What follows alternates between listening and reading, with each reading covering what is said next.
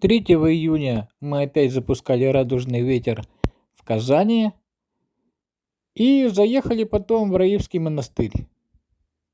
Очень красивое место, очень вода здесь прям вообще такая замечательная вода, самая лучшая вода, которую я когда-нибудь пробовал в жизни. Такая вкусная. Тут у меня рядом живут родственники. Я заехал к родственникам, отдохнул там, набрал вот воду. И потом я заехал на Морской глаз. Красивое очень место у нас было, пока вода не ушла. Оттуда вода ушла прямо перед самым началом специальной военной операции.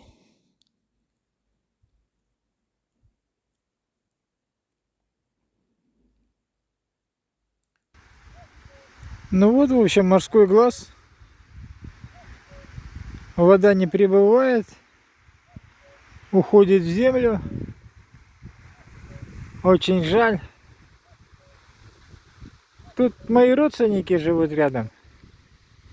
И они рассказывали такую историю, что в 1941 году, перед началом войны, вода также ушла из Морского глаза в землю. А потом, когда война кончилась, Морской глаз вернулся. Вода вернулась в Морской глаз.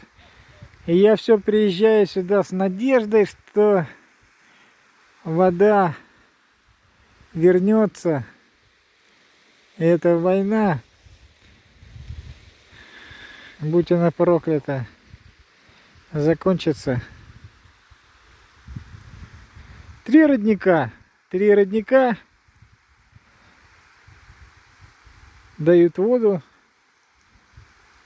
и она уходит вон в ту дырку в земле.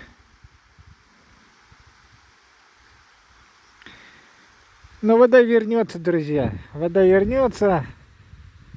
Опять это будет место очень красиво. И война закончится. Тоже. Однозначно.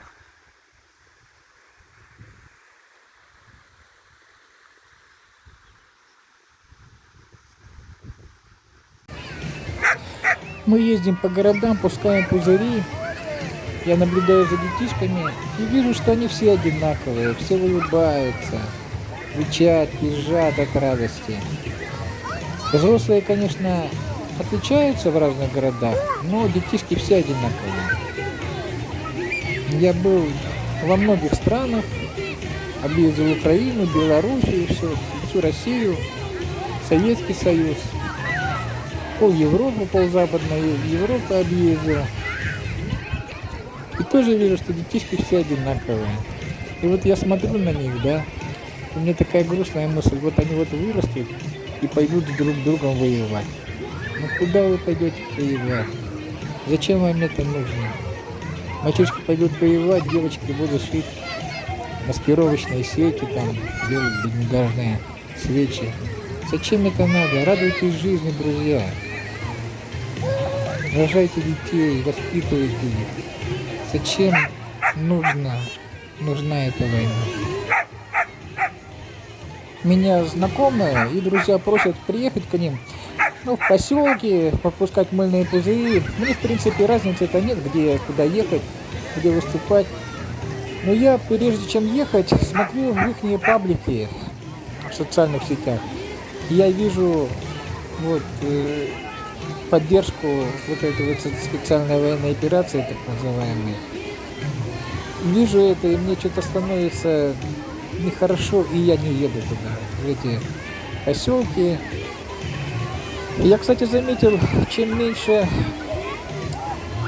населенный пункт, чем беднее там живут, тем больше там поддержка вот этой вот войны. Это, конечно, о многом говорит. Чем беднее люди живут, чем они, естественно, чем они менее, интеллектуально развитые, тем больше они поддерживают какие-то стационарные методы. Я думаю, все люди, которые развязали вот эту войну, они должны быть наказаны. Они должны быть наказаны, несмотря на то, что у них вдруг там появится какое-то еще гражданство второе. Они все должны предстать перед судом. Ну ладно, что-то я отвлекся. В общем, третий день мы выступали в Казани. Нам понравилась Казань. Нам нравится Казань вообще. Это такой богатый город, хорошие дороги. Он такой отличается очень сильно от всех городов России.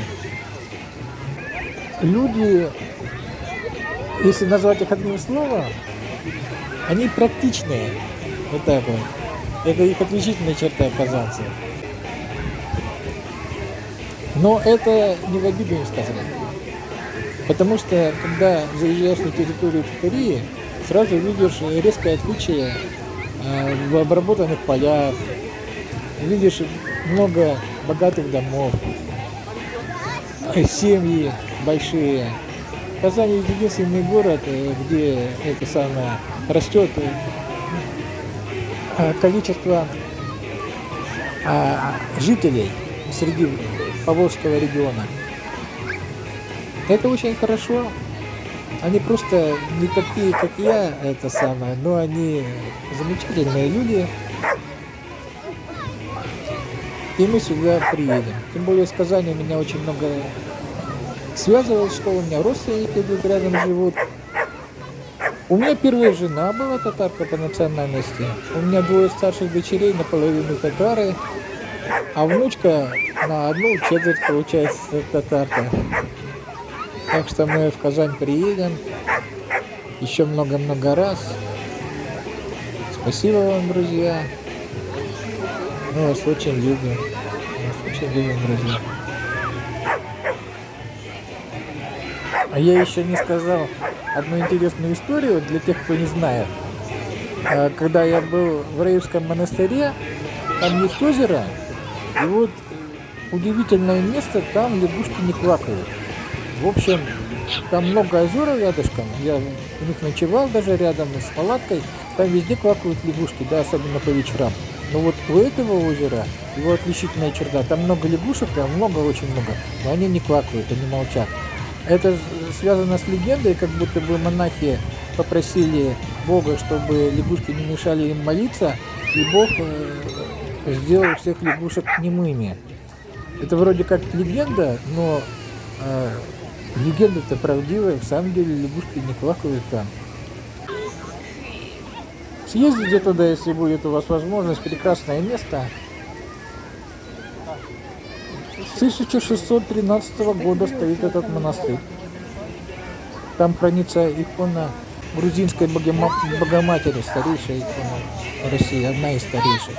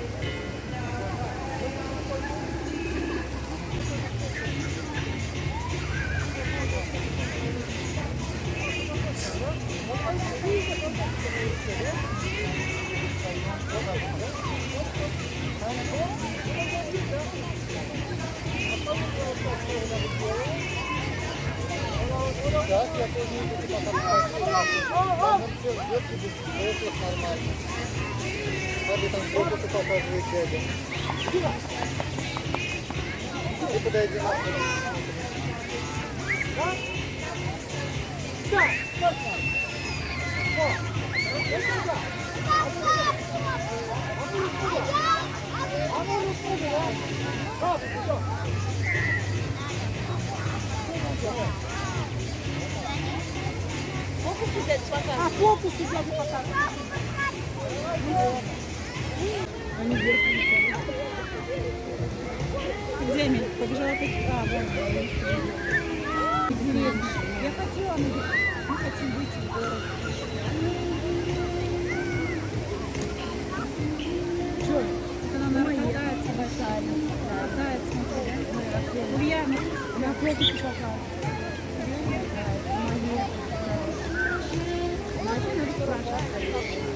Ульяна, рукой.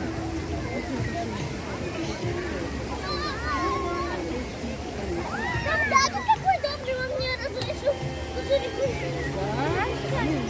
Дядя,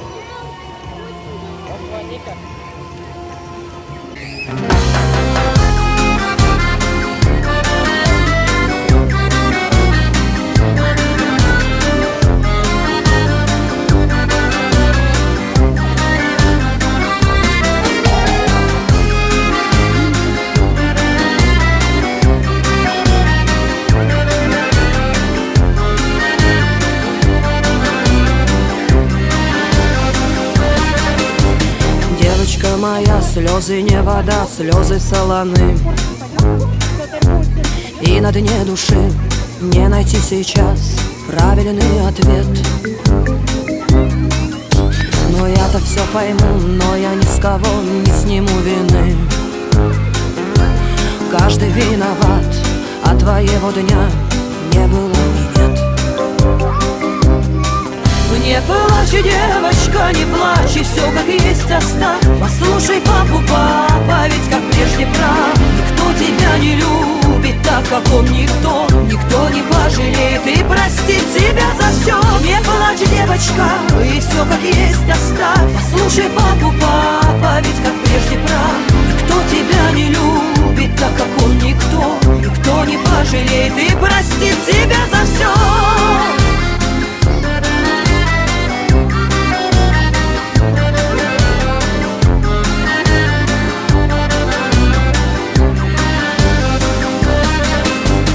Девочка моя, что же ты молчишь? Надо говорить,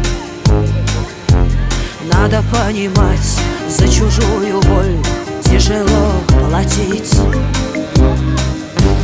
Девочка, возьми за руку отца, девочка, держи и не отпускай.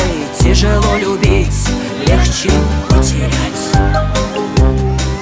Не плачь, девочка, не плачь, и все как есть оставь. Послушай папу, папа, ведь как прежде прав. Никто тебя не любит так, как он, никто. Никто не пожалеет и простит тебя за все. Не плачь, девочка, и все как есть оставь. Послушай папу, папа, ведь как прежде прав.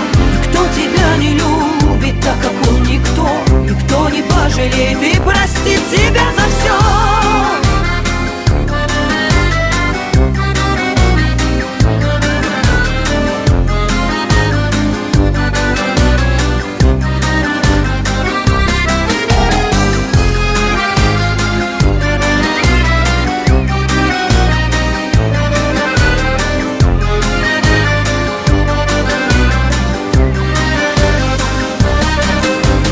Девочка моя, слезы не вода, слезы солоны. И на дне души не найти сейчас правильный ответ. Но я-то все пойму, но я ни с кого не сниму вины. Ведь каждый виноват, а твоего дня не было и нет.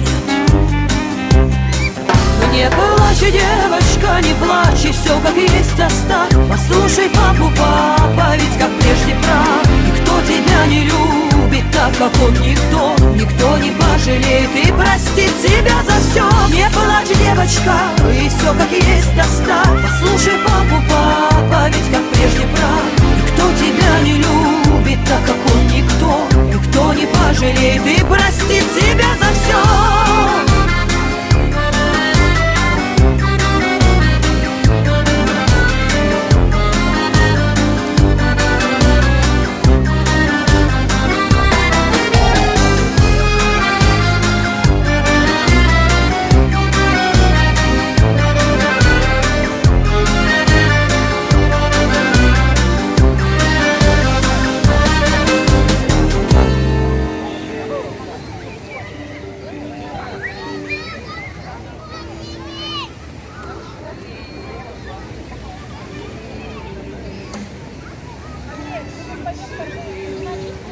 Амеля, если не пойдет.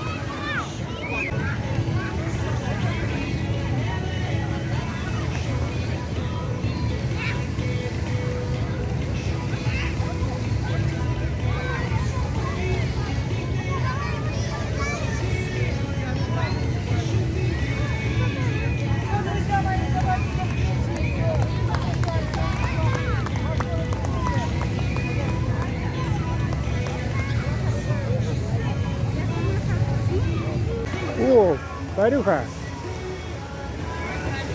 Собачки.